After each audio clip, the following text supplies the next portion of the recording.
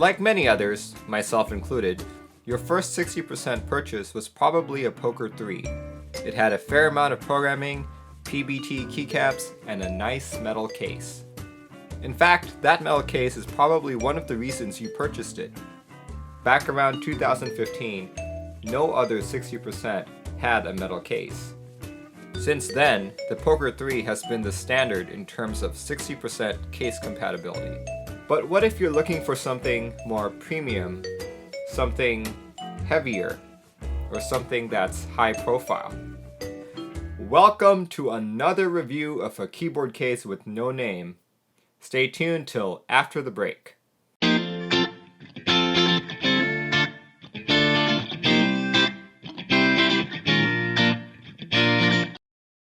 Okay, so this keyboard does have a name, but it's rather non-descriptive and vanilla. When I purchased this on Massdrop, it was simply called Anodized Aluminum 60% Mechanical Keyboard Case. You could use those exact terms to describe pretty much most of the 60% cases out there.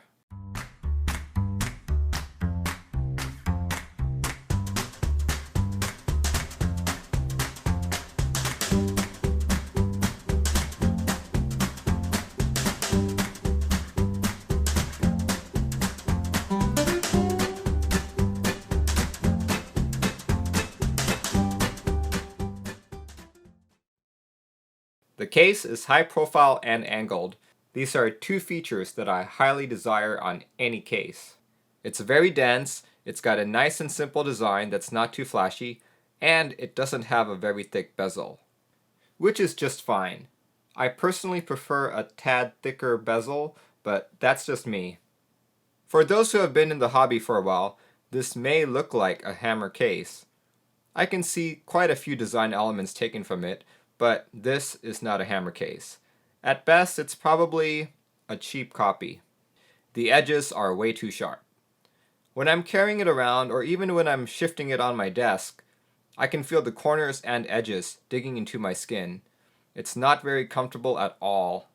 I feel like I'd cut myself one of these days. Good thing that's not really how people use their keyboards. On the back of the keyboard, you'll see the base with a slot for a weight.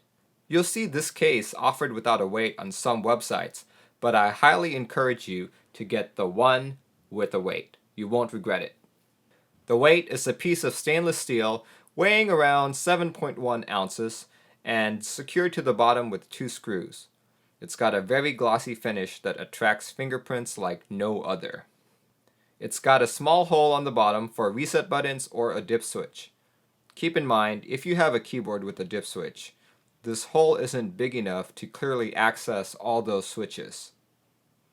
It's also got a USB hole in the standard 60% position. By itself, the case weighs around 1 pound 9 ounces, and with the weight, it's at roughly 2 pounds. A stock poker case is roughly 11.6 ounces, so this weight is double the weight of a poker case. The case is available in black, blue, purple, red, silver, and titanium gray. The anodizing is just okay, but for a case that's around $70, it's pretty decent. I have a very basic color, so I think things turned out just right. I have heard reports that on the lighter colors, the anodization didn't turn out too well. As usual, your mileage may vary.